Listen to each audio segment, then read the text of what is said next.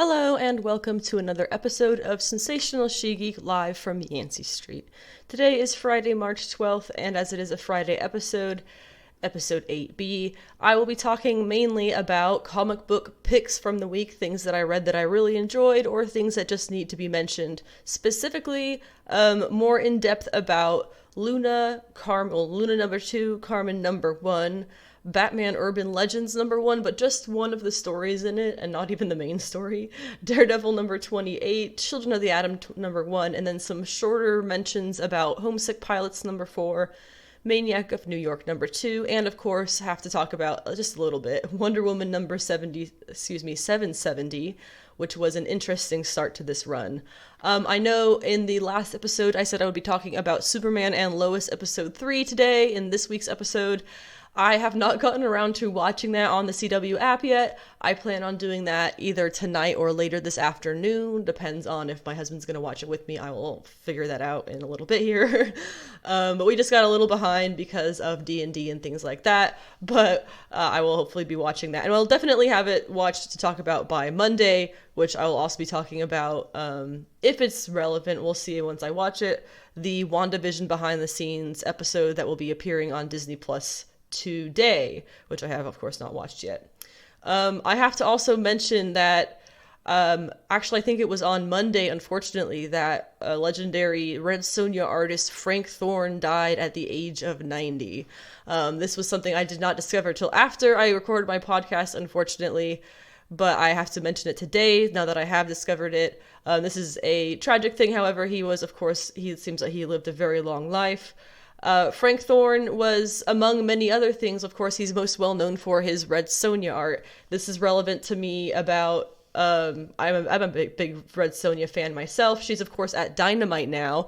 He drew her first self-titled issue at Marvel, which is actually kind of funny because literally probably a week ago today, I received in the mail after ordering it the actually graded Red Sonja number 1 from Marvel with the Frank Thorne art and everything. And I've read it online. It's a very fun issue. His art is fantastic. I can definitely see why people say that he was the one to really put Red Sonja on the map to be what she is today. And so I just want to say a few words about him. Definitely mention that as we go through this. But moving along, other things I'll be talking about in this episode. There were some comments made by Bob Chapek, the new man in charge at Disney. And so he made some comments that I will address. Then there is the new Marvel event, Infinite Destinies, that we can talk about for just a second. The the Reign of X event at Marvel, the Hellfire Gala, and an announcement about some things happening with that. And then there is some breaking news happening at AT&T Investors Day, which sounds very dystopian. AT&T Investors Day. Oh god, I hate it.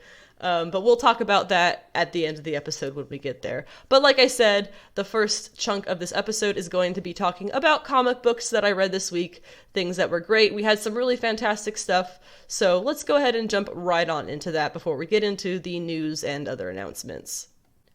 I also have to mention just really quickly, I am recording this podcast at a different location. While I do edit things just a bit for clarity and conciseness, there are dogs nearby where I am today, so I apologize if there's any ruckus in the background. They're outside, but they're dogs, and they're not mine, so unfortunately they don't really listen to me when I tell them to be quiet. But anyway, let's talk about comic books, things that I like a lot more.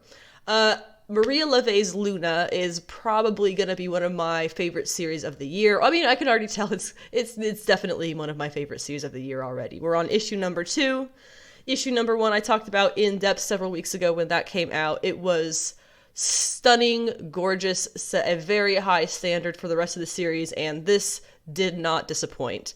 I do have to say, though, that this was definitely more of a getting things set up issue than the first issue, which was a introductory look at the overarch of things. This is kind of what we're going to be figuring out. Welcome to the story. This issue is a lot more, now you've been welcomed to the story. Here's us getting things set up to get into the main meat of stuff so we can really get the ball rolling, which makes it, I would probably suggest, slightly less of an exciting issue, we do still find some interesting things out. We do still find Teresa finds a journal in this hippie cult leader guy's bedroom. I should actually preface all of this with, right, she ended the last issue with drinking his blood, and it was like this weird elixir, drug-induced acid moment. But she drinks his blood and gets like this crazy high. And so then this issue, she wakes up with the hangover. And it was very interesting, the effect that Maria Llovet used by repeating a chunk of the pages from the first issue here in the second issue. So you open, there's like 2 pages, and then you get these repeating pages. And I actually had to stop and I closed it and look at the cover to make sure I was reading the second issue, because it's probably 2 or 3 full pages of the exact same things that happened in the last issue with very slight differences. So I think that was definitely meant to be a bit of a deja vu. Teresa waking up in the morning, she's hungover.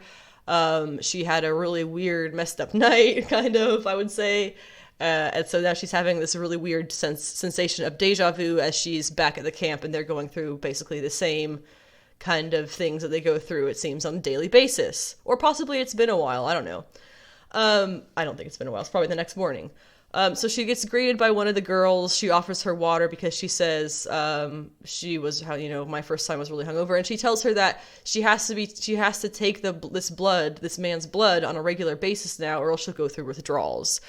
And throughout the issue, we see the girls in various levels of needing his blood, for their withdrawals, and how having Teresa here is going to affect that. He can only give them so much blood at a time, and they need probably more than he's able to give now that there's an additional girl here. So that seems to be a concern for several of them, maybe a problem for Teresa in the future. There is, in this issue, even more symbolism and high concept designs and decorations all over the pages. I really, really loved the whole mystery behind everything happening here. Oh, that's where I was going.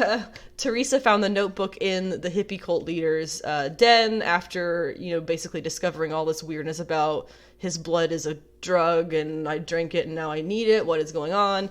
And it's this journal from forever ago, and these crusaders or something are, whatever these explorers are, I guess, discover not this guy, but the guy from her dreams who has the eye patch on. Remember, Teresa has these either prophetic, symbolic, undetermined as of yet, but it's super relevant to the people around here in this little desert oasis. She has these dreams, and this is dude with the eye patch. So for some reason, this blonde dude who she drinks the blood from, who is the cult leader, and this dude with the eye patch, they're somehow connected. Whether that's because they're brothers, whether that's because they're opposites like God and Satan, or Jesus and Satan, or something like that. We'll see. But I really, really love the mystery. There's definitely some weird stuff going on here, but it's a lot of fun, and it is so gorgeous to read. Definitely take your time reading this one. Look at all the symbolism and the art, and just let it flow over you. It's definitely one that's meant to be enjoyed like that. Karmen #1 premiered this week. That is an indie comic from Image by Spanish artist and writer Guillem March. Possibly pronounced that wrong, I apologize. He did some art on Batman fairly recently, in the end of 2020, I believe, mid-end 2020. Didn't like it, wasn't really a fan of that Batman arc anyway. I'm not a fan of the current writer. So the art, I felt like, wasn't helping the story at all. However, this is definitely so much more in his wheelhouse. I feel like obviously him having all the creative control over the process of everything, the story, the ideas, the concept. This is all his baby, his child. Clearly that has an effect on his art, and I'm really, really enjoying it in this, where I possibly may have not so much in Batman. This series, this first issue, I guess I should say, is so beautiful, both in art and in story. The issue, I have to say, was they were shipped to my local comic shop already bagged. So the cover, it's this gorgeous deep red matte cover, was untouched, absolute perfection. And I think I'm going to go back this weekend and get another copy, because after having read it, I got a fingerprint on the cover. I'm not crazy. It was just really pretty, and I'm a little bit anal about things being messed up. It was so pretty, and now it's not quite as pretty. It's still gorgeous, but I'm curious also if they were shipped like that to every shop, or maybe my shop was just really good about putting them in bags ASAP. They don't do that with anything else, though, so I don't know why they would. But anyway, the story follows this angel who appears on the cover, that beautiful cover. Her name is Karmen, and she's basically a skeleton with like a black body outline. And she has a face and this pink hair that is absolutely indescribable in fashion. I don't even know. It's like a hat is the best way I can describe her hair. And she comes into this apartment building, and it seems that she is not seen by people, but when she talks to people, they kind of like get the vibe of what she's saying. Like they feel it and they respond to it. Like she sees this old woman in the stairs and tells her it's too early to go and take the trash out, doesn't want her to get hurt or whatever. And the old woman, who doesn't hear her, but she's there, she kind of stops and decides, oh, I'm not going to go do this right now, and goes back inside. So she comes up, she walks in on a young woman who just slit her wrists. You can see the scene. There's no explanation of it. You just see it through the artwork. Very, very much a show, not tell, for very much of this comic. Also, extremely well done in that sense. It seems the girl, because we saw a little bit of her backstory, was kind of abandoned recently by her lifelong best friend, and additionally by her roommate, who appears to be dating this best friend, but she doesn't want him to be seeing or talking to any other girls, even if that is... They seem to be roommates. I could be wrong that I interpreted that wrong, but it would appear that they're roommates, and she is trying to shove her out of this relationship she's had with her male best friend just because she's dating him. So that would appear to be the reason to why she killed herself. But she doesn't seem to understand that she has killed herself. So Karmen comes in and she wraps up her wrists in some white ribbon, and she takes her on a walk. And as they leave the room, through the art, we see behind them the girl's real body dead in the bathtub full of blood. So she's definitely dead, and Karmen is just kind of like introducing her to this new life of being like a ghost person, or whatever you want to call them right now. And she's actually naked, this young woman, in the whole issue, but interestingly enough, I'm not sure if it's the art style or what, it really, really does not feel exploitative or obscene in any way. It feels, if anything, very natural, like a naked baby walking around, even though she's a fully grown woman. So the art does a great job with that, if that is the art to thank, whatever it is, the design. Really phenomenal work on all of it. And there was one scene in the issue that really touched me particularly much, and was when the dead girl, who might not know that she's dead, discovers that she can fly. Karmen kind of explains it in one way, and then she immediately catches on to it, and Karmen's surprised that she catches on so quickly. And so the girl talks about how she always used to have dreams that she could fly, like swimming in a pool but in the air. And it was a crazy moment, because I literally have the same kind of dreams, which I think might be the point, because I feel like there's probably a lot of people out there who have this kind of dream. People talk about, I dream I could fly. You know, I'm sure that happens all the time. But just the way she described it and the way that he drew her doing it was exactly, I feel, Guillem March has these dreams, the same dreams. I don't know why people have these dreams. It's just some, innate thing in the back of our brains, but we do. And it was just really surreal seeing that dream moment played out perfectly here in her afterlife. Now, this is the first of 5 issues. I can already tell you I am definitely going to be getting all 5 of these. This is exactly the kind of indie miniseries that I love to follow. It's something that the very first issue I am absolutely hooked in. It's got its claws in me, and I am fully on board. So congratulations to Guillem March on a massive success, I would say. Karmen #1. I haven't read any reviews on it. Personally, for myself, it's a massive success. For congratulations to that. But yeah, I'll be picking up all 5. Definitely check out Karmen if you're into this kind of, trippy, thoughtful, absolutely gorgeous. Honestly, the art is just phenomenal. It's a beautiful story, and it is originally written in Spanish, in his native language, and it's translated by another guy. And I feel like at some point the translation kind of falters. I feel like there's a word he probably could have used. I don't know. That's probably just me being a critical writer myself, but there's actually a few points where there's laughter that he wrote into the art in the background, the visual effects kind of laughter sort of thing. But it's spelled J-A instead of H-A, ha ha ha, so it's cool they left that stuff in. I don't know why they would make him take that out. That would be a pain in the ass, but really fun little details to pick up in the issue. Karmen #1, loved it.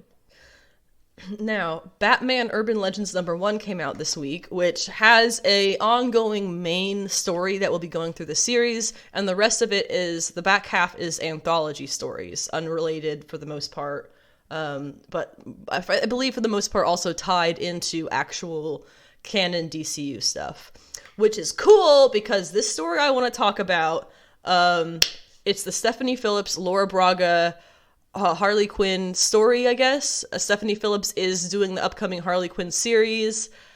Correct me if I'm wrong, but they finally have come out, and this was the story where they finally have confirmed Harley Quinn and Poison Ivy were in a romantic relationship.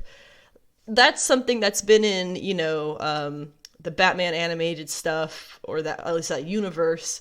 It's been in the Harley Quinn animated show. It's been in all kinds of side stories that are not in canon. It's been in Harley series that are not canon.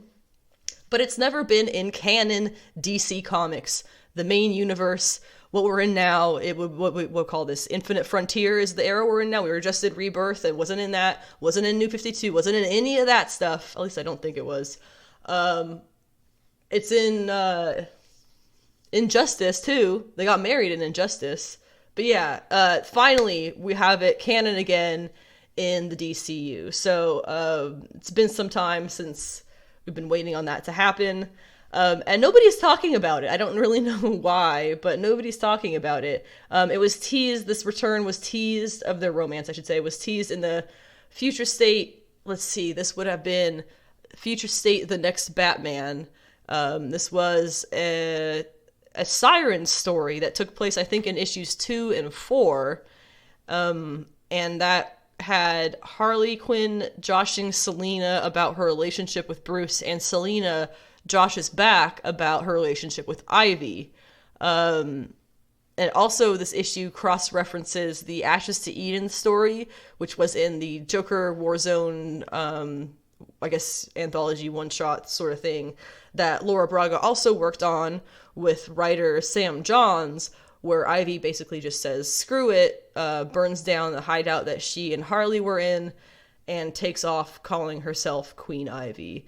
And so it picks up here in the Stephanie Phillips Laura Braga story, which, by the way, I wish Laura Braga was the ongoing Harley artist. I know they have this fun new guy who's got the really unique art style that's kind of fun and, unique, whatever you want to say. But Laura Braga has been proving her worth in these two stories. I love it. And this one picks up with Harley Quinn, I guess, returning to that hideout that she and Poison Ivy had post, you remember I explained it, I think, in depth in the last episode, post the Harley Quinn and Poison Ivy series, and now into the, I guess you would say, Batman, Joker War stuff, and now into Infinite Crisis, or no, it's Infinite Frontiers. Oof, that's going to be hard to get right every time.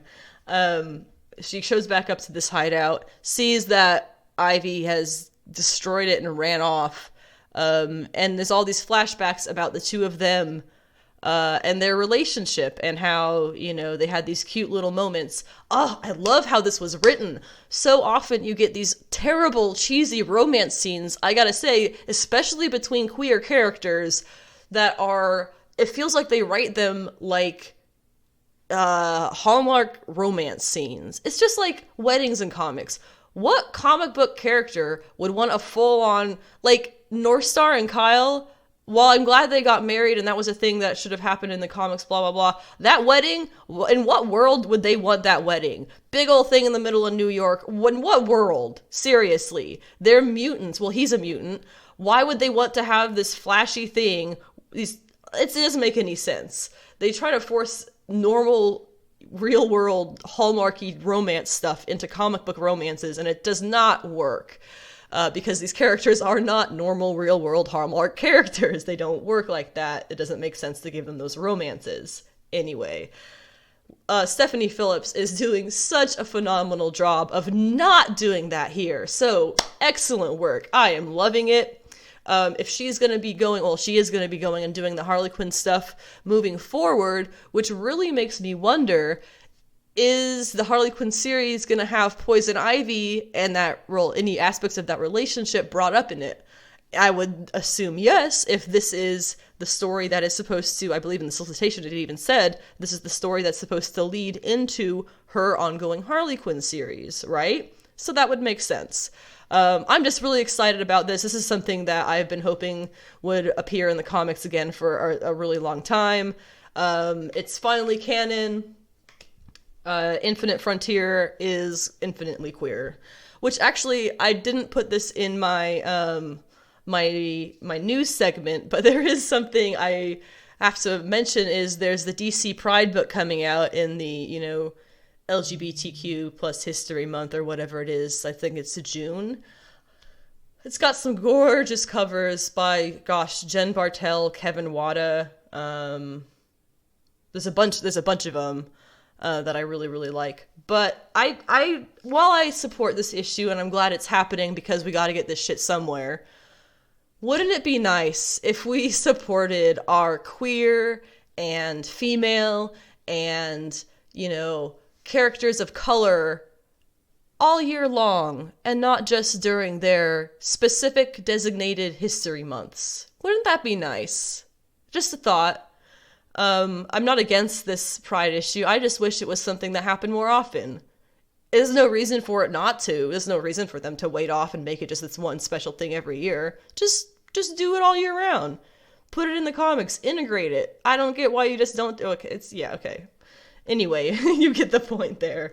Really happy with what it appears to be Stephanie Phillips is going to be doing with the Harley Quinn series. Oh, and her new look. I have to mention her new look. I love it. I know that they don't really make sense, but those neck collar thingies that's like a collar to a turtleneck by itself on her neck, that's it, not attached to anything. I love those. I know they don't make sense, but I love them. Emma Frost has one these days over there in Marvel. I dig that. I think it's a cool look for an outfit for a super outfit, whatever you want to call it. I'm glad they're going back to also the basics with this. I know I had mentioned earlier talking about Karmen that I did not like Guillem March's art in Batman, and I did not like that Harley Quinn suit design. It was weird and tactical, and I get it was the whole Joker War thing. She's also written terribly, so that probably had a lot to do with it, to be honest. But I'm glad they're going back to what we know works with her. Simple, geometric, red and black. A few little details, that's it. I'm also looking forward to seeing this outfit a lot more in the new series, which I think starts this month. I know it's not going to be Laura Braga's art, but hopefully she'll still get a few moments to come in and draw a few pages or panels or something. I don't know. Who knows? We'll see the future. But I really enjoyed this I guess, just single story previewing the Harley Quinn series, I suppose, in Batman Urban Legends #1. I know I talk the praises of Chip Zdarsky fairly often when his name comes up, although I did just skip over his story in Batman Urban Legends #1. I don't think I even read it, to be honest. I was just really excited for that other one. Anyway, more important Chip Zdarsky thing that came out this week, in my opinion, Daredevil #28. Holy shit, Chip and Marco, you guys are killing it so hard that no Daredevil run will ever be able to touch this level of glory, and it will all be disappointing when you are done. It will just be disappointing forever in Daredevil. I cannot see how anyone is gonna... I know it sounds like a dumb comic book stan thing to say, but this is the best. I cannot imagine there being better Daredevil than this. This is awesome. The issue is basically told through different characters asking the people around them are you okay?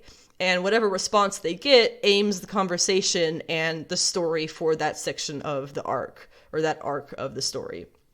We have, on one side, we have Fisk checking in on Typhoid Mary in the hospital after the events of King in Black. She was taken over by one of Null's symbiotes, and now she's healing, I guess you would say. Daredevil, as part 2, is Daredevil getting checked in on by various people in the prison and also checking in on people himself. And then the third part is Elektra checking in on the young girl she saved during the King in Black arc, which was the woman, her mother became one of Null's symbiotes and ended up dying in the end. I think she actually got killed by Typhoid Mary. So on the Elektra side, she tells the girl basically just about her tough life, kind of just telling her, suck it up, you have, more than you think, you're stronger than you think, blah, blah, blah. I was basically tortured at your age, so, get over it. But she says it, a lot nicer than that. And in the background, she's thinking to herself, all this weakness, I can't stand weakness. How did Matt ever deal with this? Which is so excellent for Elektra, as much as a cold-hearted woman as she may seem. That is Elektra. That is purely her. That is, her to a T. So that's, once again, Chip writing Elektra superbly. In the hospital, we have Mary telling Fisk about how this is a very cool scene for her character development, how she feels like she felt whole for the first time. She's got the split personalities, right? That's, her whole thing. And she feels like she felt whole with the two sides of herself for the first time ever, just before the events of King in Black happened. And I guess what the conclusion she came to was now she's thrown off again, and the horribleness of Null having come in and pulled her off of that, certainty of finally having those two sides of herself correct. And he pulled her down off of that, and that terrible feeling. And I'm not sure if it was super clear if she is back feeling whole again or on the road to that, or if she is fully off the wagon and going to be off the rails crazy Typhoid Mary again. I don't know. I wasn't quite sure with what she was saying. We will see. And on the Daredevil side, he gets told off for trying to use, in the last issue, his black inmate as a magical black man character, which I have to explain for those who may not know.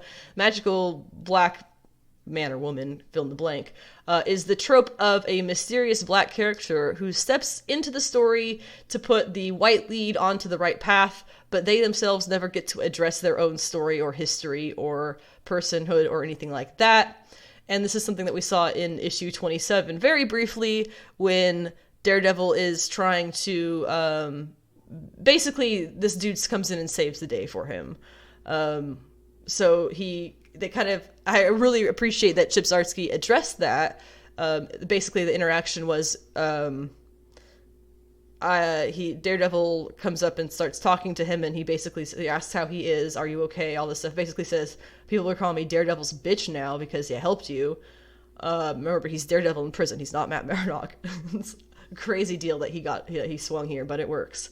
And basically the guy says, listen man, I already saved your life, I'm not going to do anything else for you. I'm not going to step in here and be your magical black man, is basically what he says here. So glad Chip addressed that, because it really was something that I noticed in the last issue.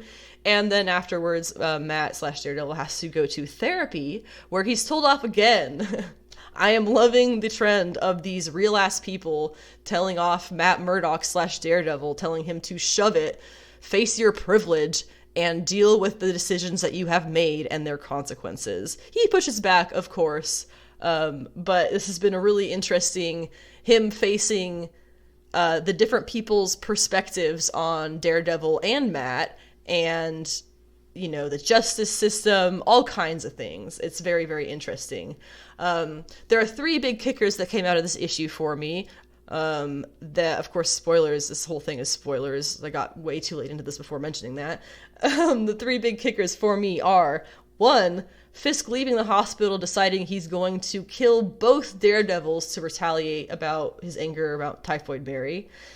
Two, the nervous inmate character with the stutter, who, as soon as we met, the first thing Matt does is basically just tells him to shove off, leave me alone, I don't want to talk to you right now. As soon as that happens, I literally just, I knew he was gonna die. I knew it was gonna happen, and I was right. He kills himself one night after getting beat up because he's already shown too much weakness.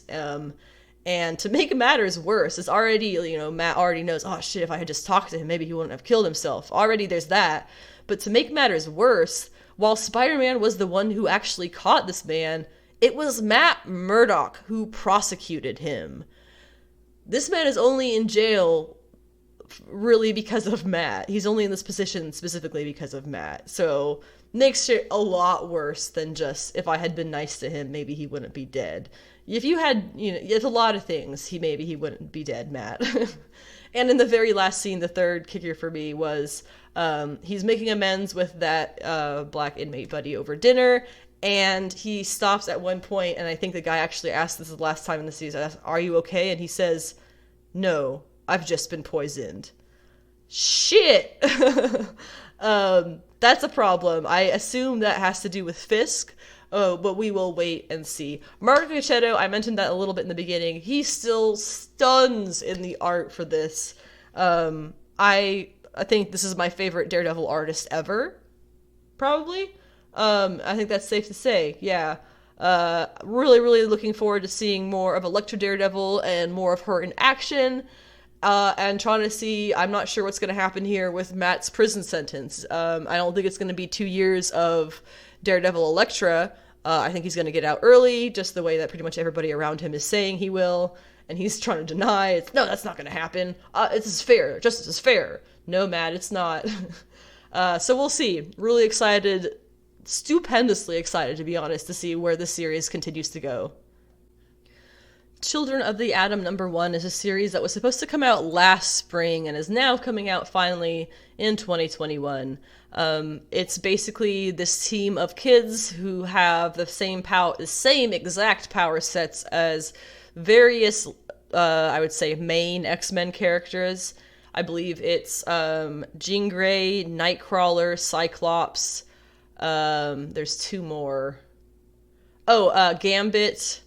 And I can't remember what the other one is, but the five of them, they're like high school kids. They all go to school together. They seem to all know each other, but we don't find out why they have the same exact power sets of the X-Men in this. And interestingly enough, the X-Men don't really seem to think that it's weird that they do. Which I feel like they should, because it is the exact same power sets down to their outfits. Which, true, yes, they probably base their outfits on the X-Men outfits, but the exact same power set thing, it's too exact for it to be a coincidence. And we don't get an explanation in this issue about what these kids are or who they are, but we do get some excellent additions to the mystery. Like as I said before, they were inspired by the X-Men, but they're also hesitant to speak with them. Not really sure why. More mystery there. And by the end of the issue, they decide to finally go and do it, to go to Krakoa. They walk through the gate, and they end up on the other side of the gate, where they were walking through. Not where the gate was leading to, physically on the other side of the physical gate. So they can't seem to use the Krakoan gates, and there was some weird, seems to be like psychic pain when they go through it. So that's, I'm willing to bet that they have extremely questionable pasts when we look into it. Like maybe they won't have all the answers to questions about their history and won't really understand why, something like that. Because I think they're going to turn out to be experiments of some kind living out here in the real world. Really great first issue. I'm really, really super interested to see how the character dynamics play out as the teenagers, as well as, it'll be interesting to see how this all plays out as they're discovering who they are, because they have their own relationships as teenagers as well as super teammates. And there is a bit of a mention, actually, of the whole outlawed thing that was happening in a few series. I'm I'm not really sure how that ended, but based on how this issue mentions it, it seems that teenage superheroes, or I guess underage superheroes, are still illegal. They make a little mention of it here, how there's underage superheroes are still outlawed, so I imagine that's how the outlawed mini event ended. This is, of course, by Vita Ayala, a non-binary Afro-Latinx writer who I absolutely adore the writing of. They've done some really phenomenal stuff, including actually a Poison Ivy story that featured Wonder Woman for the beginning of death metal last year, I guess, or at this point, was that 2019? I think that was still 2020. It's been a long year. And the art is by Bernard Chang, whose art reminds me a lot of the Dodsons. I don't really know if I've seen his art on anything else, but it's gorgeous. I think it's something about the faces is the Dodson-esque features about it, but really, really interesting. Children of the Atom #1. I am definitely interested to see how this goes and how this is going to affect things going forward. It's also listed as actually Demon Days X-Men was on the list of Reign of X titles that it's in the back of every one of these Reign of X issues. So I'm wondering if it's going to become a lot more relevant to what's going on. I'm finally at the point I'm not reading all of the series in that list. I'm not reading the Sword series. I think it's absolute garbage. I'm sorry, not sorry, but yeah, that's going to be interesting to see how this kind of affects things, if it affects things, and who or what these characters turn out to be. And then I just have a few other shorter comments on 3 other series. First is Homesick Pilots #4.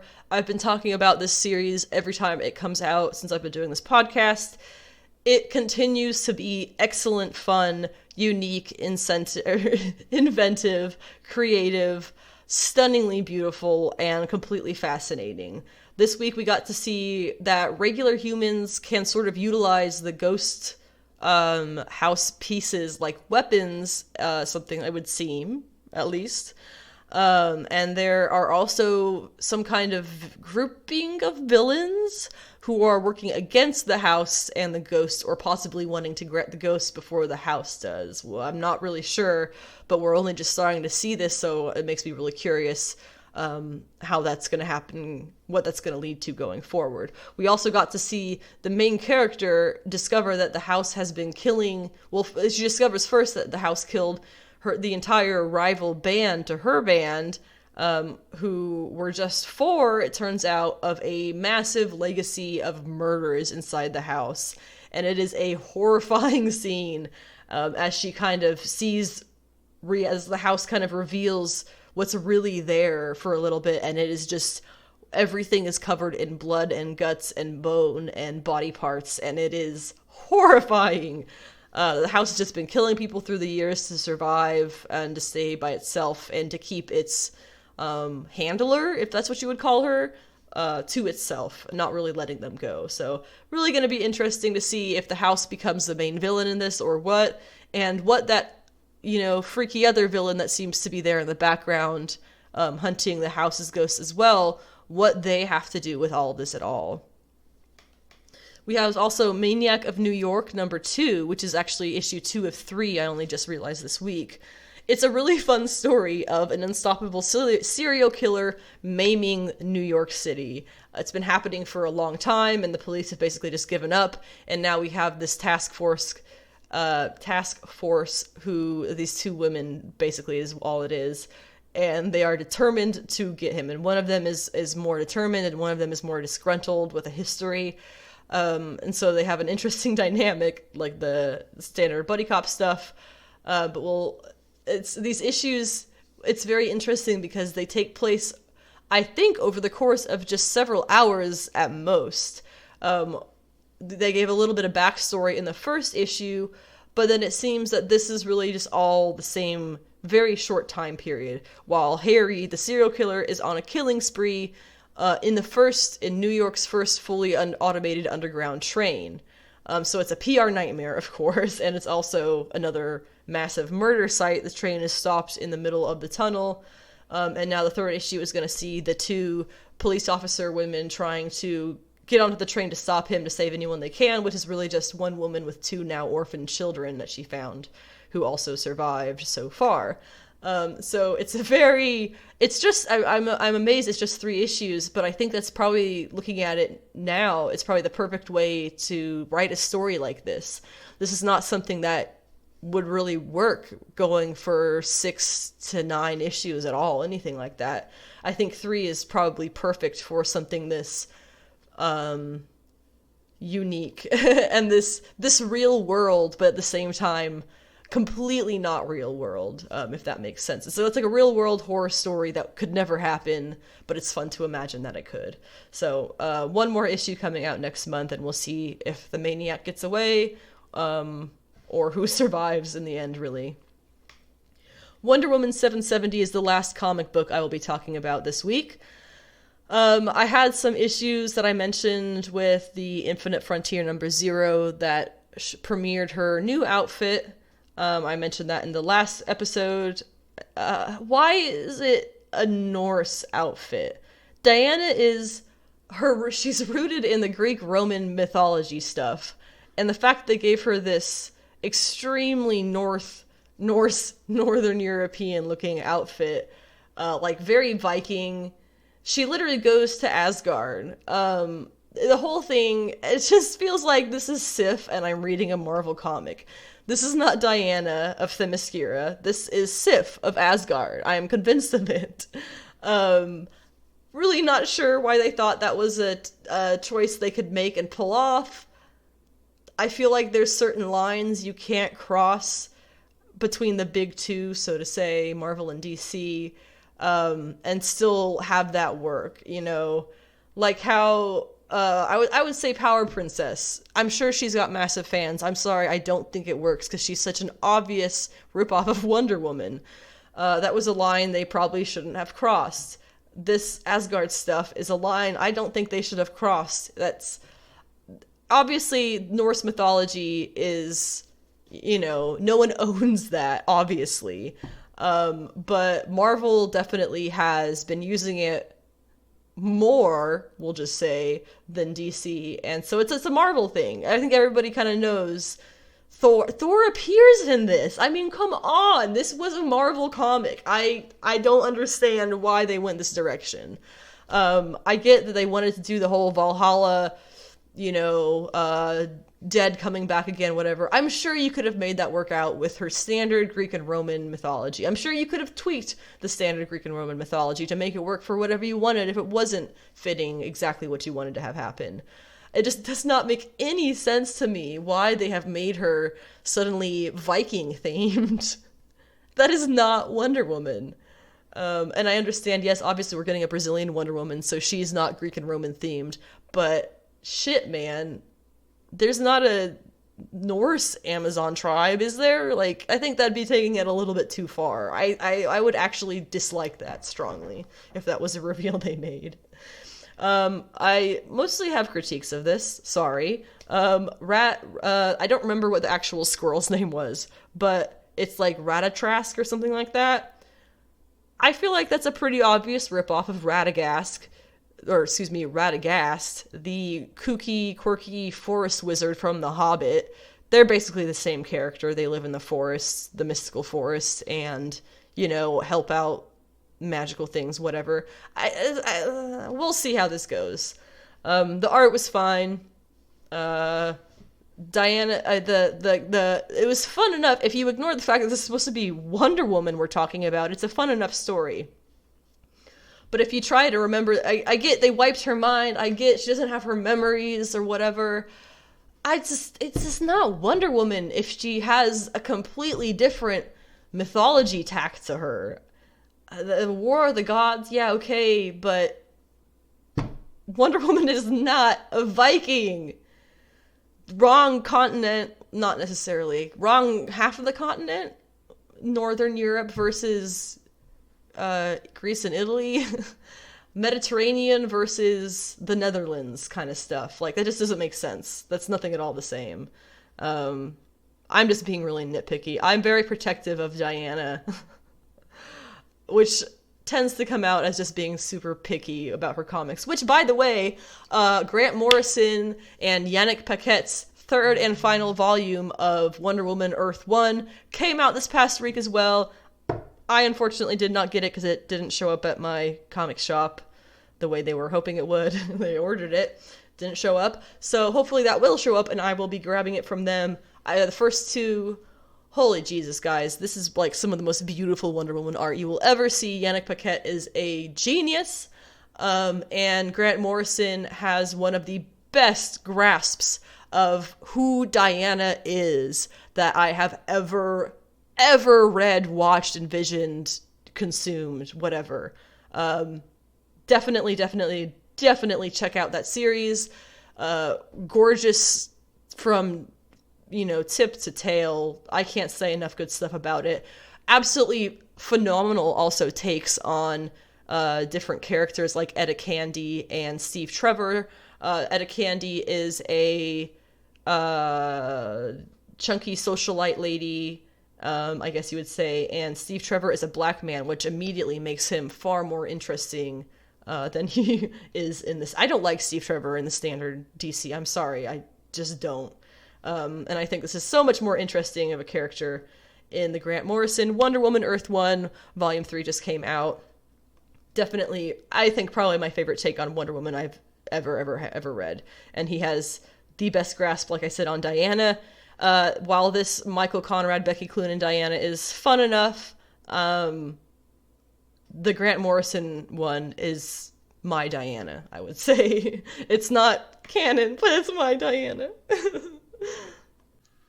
Moving on from specifically comic book talk, we'll go ahead and jump into news, announcements, and other things.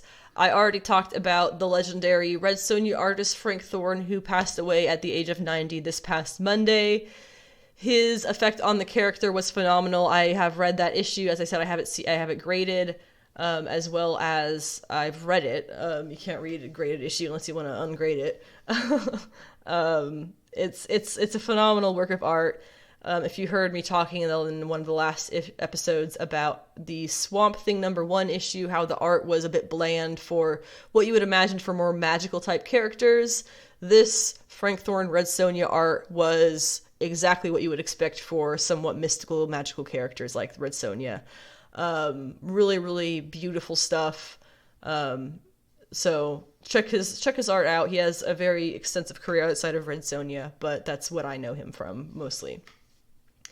Bob Chapek made some comments, I believe it was on some kind of streaming investor thing, that I want to talk about. There's 3 points, basically, that I need to address. We'll start first, and it's all, I'm on Team Disney, just to forefront that I'm a Disney kid. It's not just because of that. Disney is one of the few companies who I feel run more or less ethically. I know they always have their flaws with things, specifically kind of surrounding their parks and things like that, but the effort to make things good for everybody kind of is what I like to see from a massive fucking worldwide corporation, is the good thing. So, Bob Chapek, first of all, made a brief statement about, once again, having to address the firing of Gina Carano from The Mandalorian. Basically, I don't have the quote here, but basically what he said, to paraphrase, is Disney doesn't claim a left or right political swing. They claim values, and those values are things that include inclusion, representation, etc. And Gina very publicly went against those values. Bada bing, bada boom, she lost her job. Like I said, when I kind of went over this back when this news first broke, when you are a very famous movie star, TV star, and you work for a company, a parent company like Disney or like Warner Brothers, or I guess it's AT&T now, and you come out with something that the company, say you work for AT&T and you come out saying that AT&T is the biggest piece of crap, and you start tweeting all this shit on Twitter, and you go on like a 17 tweet rant about how you hate AT&T, but you work for, say you were cast in Justice League, you'd probably lose your job, or at least have a very, very difficult conversation. For Gina, it was a very long time of her putting out this the stuff that went directly against those values that Disney has. And that is why she lost her job, because she is a very public representative of Disney, and she was going against their very public values. So it makes a lot of sense. I would also like to note that it is up to you, the listener, to place those ideals of inclusion and representation with whichever party, political, moral, whatever, that you think they belong in. And so if you think that that's Disney going too far left, well, that's because you think those values do not belong in the right. And I think that says a lot about the people in the right, according to everyone. But anyway, I feel like it's just beating a dead horse with this at this point, but there's freedom of speech, but there's not freedom of consequences. Freedom of speech protects you from the government. That's about it. Moving on from that nastiness, they also, I guess this doesn't really move on from it. They also mentioned, Bob Chapek mentioned how he would love to see Kathleen Kennedy remain in charge of Lucasfilms for the foreseeable future. While this factually would look to be, it is great news, realistically, I was, honestly, I guess I can't say shocked at this point to see that the majority of the comments online said the same thing. Oh, she must have something over them to force them into letting her be this powerful. I'm sorry, what? First of all, Star Wars is not failing under Disney. Let's get that straight. As much as you may not like it, it's not failing under Disney at all. The fandom menace is louder than ever, sure, but that is actually a symptom of another societal and social problem altogether. But Kathleen Kennedy, she has not destroyed the franchise. I won't say that I love everything that's happened with Star Wars since she came in charge, specifically in the sequel trilogy, but that isn't on her alone, and there's a ton that I don't exactly jive with in the other movies too. Meanwhile, she's been the one who's been tied between Lucasfilms and Disney, which has opened a whole new universes for the world of Star Wars, including live action and animated series that 10 years ago, maybe even 7 or 5 years ago, we never would have dreamed of. Face it, she has been a success for Disney and their shareholders, at the very least.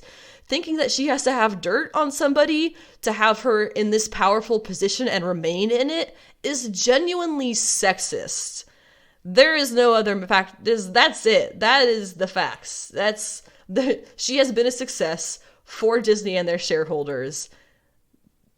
Thinking that she needs to have something over them to remain in her position, even after all that success, is extremely sexist, and it's embarrassing for you to make that claim, people of the internet.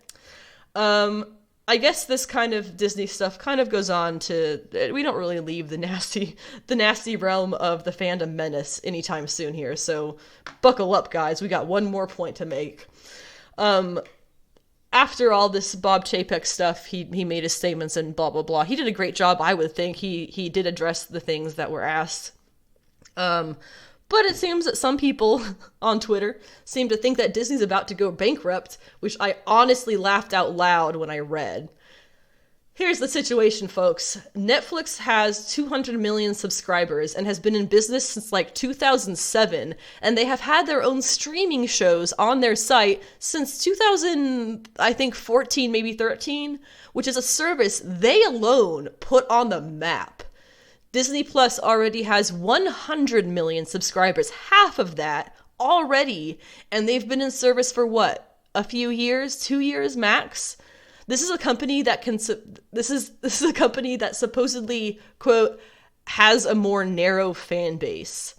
But listening to the plans laid out in Disney Investor Day 2020, it was sometime in the fall, and the fact that they plan, another thing that Bob Chapek announced, on making 100 new series per year minimum across all their available titles, which includes Lucasfilms, Marvel, Pixar, sports stuff, National Geographic, and all that shit they bought and announced on Disney Investor Day last fall, including the mainly adult Starz network. The only thing I know for certain is that you angry Gina Carano stan folks online are more likely to end up paying Disney your rent than to have them go out of business or go bankrupt.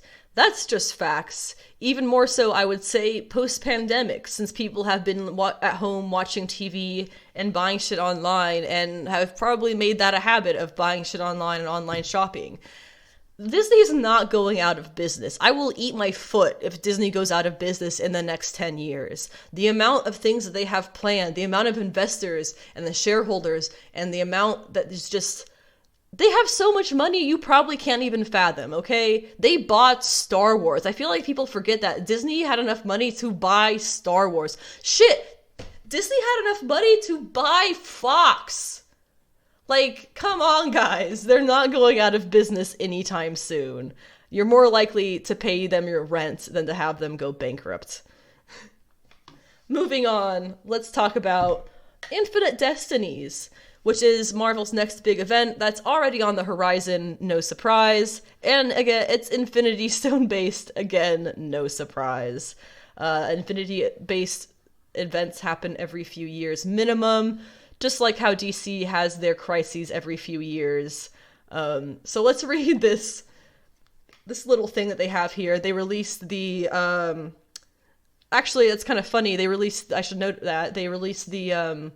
I guess promo images of this Infinite Destinies kind of event. I'm not sure if it's really an event or if it's like a side event. I don't think it's called a main event. But it's something that was supposed to premiere last year in 2020. I think it was actually supposed to premiere June 2020, and now it is premiering June 2021 because of all that COVID diamond shutdown bullshit they did for whatever reason they felt like screwing with people. So yeah, let's go ahead and see what this is about. It's a year in the making, and they still seem to be, based on the article that I found, they seem to be reusing some of the original promo artwork that they had put out last year, which I guess is fine, but a lot's happened since then, so I don't know. What it says is, the greatest power in the universe has reinvented itself. The Infinity Stones will be revealed in Infinite Destinies, as iconic new characters clash, setting up Infinity Score in Black Cat and the destruction or reinvention of the Marvel Universe after that. Oh shit, man. I was just joking with my husband a few days ago about how, with, like, New 52, DC came in and just completely hard stop, restart the universe. I was thinking about, like, what if Marvel did that? That would be kind of funny. And he was like, yeah, in Ultimate Universe. Yeah, this is different. I'm talking about the main Marvel Universe.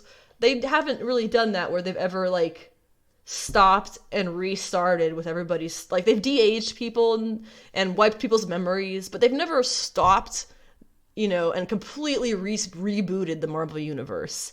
They've teased it a few times. But it'd be kind of funny if they were to do that, because DC's been doing that so much. If they were to test it out for themselves. The comics that we have coming out for it is, funnily enough, they are all annuals, except for the last two, which are Black Cat issues titled Infinity Score. And I can bet that this all leads up to that panel from one of the first couple of Thor issues by Donny Cates, where Thor has Null as a gauntlet, or at least Null's armor as a gauntlet, and he has Thor's hammer, or at least a hammer, with all the Infinity Stones in him. So I would bet that following the Null stuff, going into the Infinity stuff, this Thanos thing that Donny Cates has kind of set up way back when, the beginning of his Thor series, is what it's all going to pan out to be. But the series that we have who are involved in this, it's all annuals, like I said. In June, you have Iron Man Annual, Captain America, and Black Cat Annual. Those 3 issues. I guess you'll be having Tiger Division in Black Cat Annual, which is, if I recall, Luna Snow, White Fox, and a few other Asian superheroes. I believe it is the new Asian superhero who appeared, I believe he is Korean, and appeared in Taskmaster. He recently had his first appearance, so she's going to be, I guess, either teaming up with or clashing with these Asian superheroes, which is going to be really, really cool. I have been loving Jed McKay's Black Cat. This is his second run. Technically, the first run had, I believe, 11 issues. They were phenomenal, and he's picked up basically right where he left off with this second run. I don't know why they even started renumbering it with 1. They should have just picked back up with 12 or 13 or whatever it would have been. But whatever, and we'll talk more about Black Cat in a second. I gotta keep on in one stream of talking here, one stream of thought. In July, we have Amazing Spider-Man Annual number 2, which is actually going to have Star appearing in it, which is interesting because she has the reality gem stuck in her chest, and if it gets removed, I believe she will die, which, again, I have been theorizing for a while that Star will end, her existence will end with Thanos. They'll just leave it at that. And then in July, we also have Thor Annual number 1, and it says here, guest starring Classified. So I'm sure Donny Cates has some big dramatic stuff. I bet you any money it's like Thanos or some shit. August, we have Miles Morales Spider-Man Annual featuring Amulet. We have Guardians of the Galaxy Annual featuring Prince of Power. I know Princess of Power. I don't know Prince of Power. And we have Avengers Annual number 1, guest starring, again, Classified. So whatever Jason Aaron dramatic stuff. That's funny. I've been talking about how Jason Aaron versus Donny Cates has kind of been a thing since Donny Cates picked up Thor, and it seems to be going on. It seems to be the two of them trying to be the big top guy at Marvel, while Al Ewing's over there putzing around with his outer space stuff. And the rest of us are just waiting for good comics to appear. But then it wraps up with Black Cat number 8 and 9, so I was going to say there was, at least we know that this Black Cat series, the second run by Jed Mckay, is going at least 9 issues. I think we're on 3, right? I think it was just 3 that just came out because it was a King in Black tie-in still. And at the bottom of the page, it says, each annual includes a chapter of a serialized story linking the biggest stories of the past few years and leading into the biggest stories of the next 5 years, which I still think that either this 5-year arc or this Infinite Destinies thing itself will end with one or the other. Is going to end with Thanos with Null's armor on one arm and Mjolnir full of Infinity Gems in the other hand. So it may be a long time before we see that come to fruition, but very interested. I'm glad this is not something that's going to be 1 million issues. This is something that's a size that I can see myself picking up. This is max 3 issues per month. I can do that, you know? This is not a major commitment. And so, might check this one out. I will check this one out. I'm most curious, obviously, about Black Cat's involvement, as I am a fan of Felicia Hardy more than any of these other characters, really. But I also am curious if Patsy Walker's Hellcat will show up in the Iron Man thing, because I am also a fan of her, way more than in Black Cat, actually. But that's where she is today, appearing in that series, so we'll see. There's a lot of stuff, a lot of speculation, a lot to look forward to. Other news at Marvel, we know the Hellfire Gala is something that's been teased since we stepped our toes into this era of the X-Men and Reign of X. Jonathan Hickman, again, has been killing it with his kind of reboot, in a way, reimagining of the whole X-Men world. I am loving it. There's obviously a ton of flaws, but it's clearly part of his plan. Which I don't mean to sound like a freaky stan. I mean that as in, like, I genuinely think that he, purposely puts in flaws to his plan so that, you'll have plot later to use that with. Anyway, the Hellfire Gala, we know, has been coming for a while. It's going to be Emma Frost and co running a fancy-ass party and shit, But what's interesting about the Hellfire Gala is going to be, it's going to have the announcement of the new X-Men team, the first Krakoan superhero team of any kind. They did that horrid fan vote that went disastrously a couple of weeks ago. People got so bent up over that. Oh my god. It was a disaster, in my opinion. But if you were on Twitter... Oh, Jesus, it was a nightmare about people arguing and sending each other hate mail over who they want on the X-Men team. Come on, guys, please, take a chill pill, and that's coming from me. So we'll find out who actually was one of those characters to make it on the team. I, again, feel like it was predetermined and no amount of votes for any character was going to change their plan for who was going to be on the team. It was just a fun way to interact with, the story for a little bit. I definitely also think there's going to be some Krakoan team members, maybe Bay of the Blood Moon, maybe Iska the Unbeaten, something fun like that, we'll see. But also announced this week involving the Hellfire Gala, which is actually going to be an event, not just an issue. It's going to be an event going through the Reign of X issues. We have Planet-Size X-Men by Gary Duggan and Pepe Larraz. Gary Duggan is currently doing Marauders, and actually he has Magic over there. He's utilizing her in Savage Avengers very well as well. And Pepe Larraz he's done a lot of House and Power stuff. His art is just gorgeous. He's been around since the X-Men since Hickman was on board. That will come out, Planet-Size X-Men, on June 16th. There is a nice size article about it on the Marvel website, but it says literally nothing about it besides the fact that it's involving the Hellfire Gala. The Hellfire Gala involves the announcement of the new X-Men team, and it's written by Gary Duggan and drawn by Pepe Larraz. That's literally the only information you get, and the rest of it is just like words. It doesn't mean anything. It's just saying things we already know.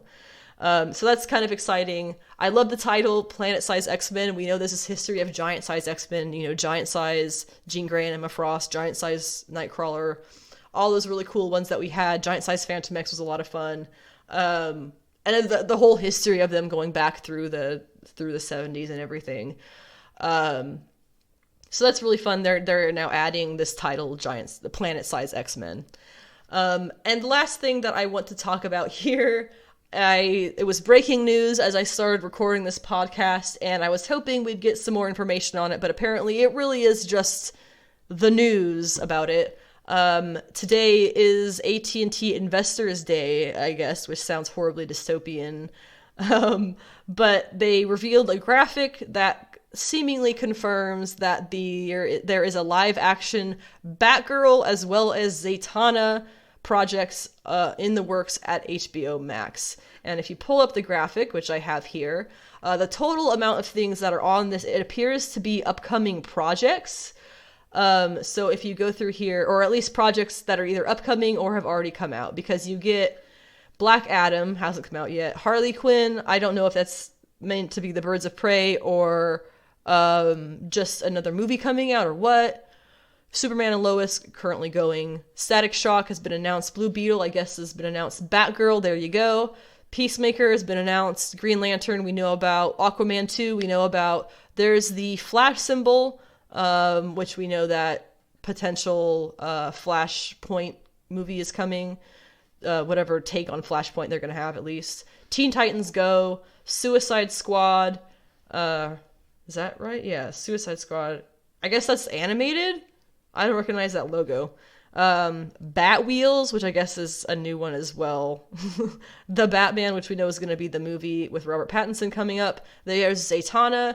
Supergirl, which we know about, obviously has been going for a good while. Shazam! Fury of the Gods appears to be the new title of the second movie. Batwoman is currently going. The Suicide Squad will be premiering later this year. GCPD seems to be a new one. There's also DMZ. Not honestly sure what that is. I didn't really notice it till now, to be honest. Gotham Knights, Superhero High, and League of Super Pets. So, in all reality, it looks like it's a pretty hearty future for DC Comics at Warner Brothers by way of AT&T. A little bit nervous about the future of DC Comics themselves, but the media side of things seems to be healthy and prosperous. If I was to guess based on these logos, it looks either these are very, very, very early logos, or this Batgirl and Zatanna, these two projects, they might be animated. Oh, that's what that is. The Harley Quinn TV show, duh. Not the movie. So this is all stuff that's going to be on HBO Max, I suppose. So that's really exciting. If I was to guess, they might be animated. We'll see. I think the Batwheels one's definitely going to be animated. Green Lantern isn't supposed to be animated, but the logo is taken directly from the comics, so it makes me question that. The Suicide Squad one, Not the movie. It looks like an animated logo as well as Gotham Knights and GCPD and Superhero High and Super Pets. The Black Adam, Shazam, and Flash logos all have a little extra finesse to them, and they're all live action, which is why I'm guessing these are all going to be animated. Batgirl and Zatanna, I would love to not be animated for obvious reasons, please. Well, we know that there's going to be a live action Batgirl in, oh gosh, Teen Justice, what is that? The one that's happening right now on HBO. Titans. I don't know why that took me so long to figure out, but there it is. She's apparently going to be showing up on that, right? Or was that Batgirl cast not for that? I'm even questioning it. Whatever the case may be, exciting news to have all of these projects in the work at DC. Exciting to be able to talk about DC projects. I have been pretty much just talking about Marvel MCU stuff for a good while, and it's nice to be able to shake that up. We know the Snyder Cut is just around the corner. I think Wonder Woman 84 is available to buy now if you missed that on HBO Max earlier this year. And other than that, I think that wraps up my episode. I'm not really sure. I think this one it's still going to be over an hour. We're still talking up a storm here. The next podcast episode will be Monday, March 15th, where I will be talking about WandaVision behind the scenes, or I guess the Making of WandaVision is what it's called, as well as Superman and Lois episode 3, assuming I finally get around to watching it. I swear I will. And whatever spotlights on representation and exciting comic book news and things that we have coming out in the world of actual comic books the next week, as well as the usual various other forms of media, news, and announcements. So lots of stuff going on, obviously, at all times for these kinds of things, and I love talking about it. I love people talking to me about it, so if you have any feedback and things, let me know. If you have any thoughts, anything that you read that I didn't talk about or that I did talk about that you have to add something to or that I didn't mention, please let me know. You can find me on social media. My Instagram is Anna with the Comics. My name is Anna. How you doing? My Twitter is Savage She-Geek because Sensational was too long. And my website is sensationalshegeek.weebly.com. I don't pay for it, so it has the Weebly extension. My website has a lot of written, less recently, but a lot of written reviews and things like that about comic books, new and old. And it also has, something I've been working on recently a lot is reading lists for various female characters in comic books across multiple publishers who I really, really love. Kind of smaller characters, let's say, though they may be older in many cases. And I'm slowly making my way through those reading lists and summarizing the reading lists from a modern female perspective. And putting in whatever thoughts and notes about the history of the era and the character and things like that that may be relevant to why those things are happening in the comic. Thank you for listening. This wraps up today's episode. I hope you enjoy it. I hope you enjoy every week's episode. Again, please let me know if you have any comments, questions, concerns, thoughts, feedback, or any of the like. Thank you again for listening to Sensational She-Geek live from YancySt. As I said, the next episode will be Monday the 15th. And I hope you have a great week until then. Stay sweaty.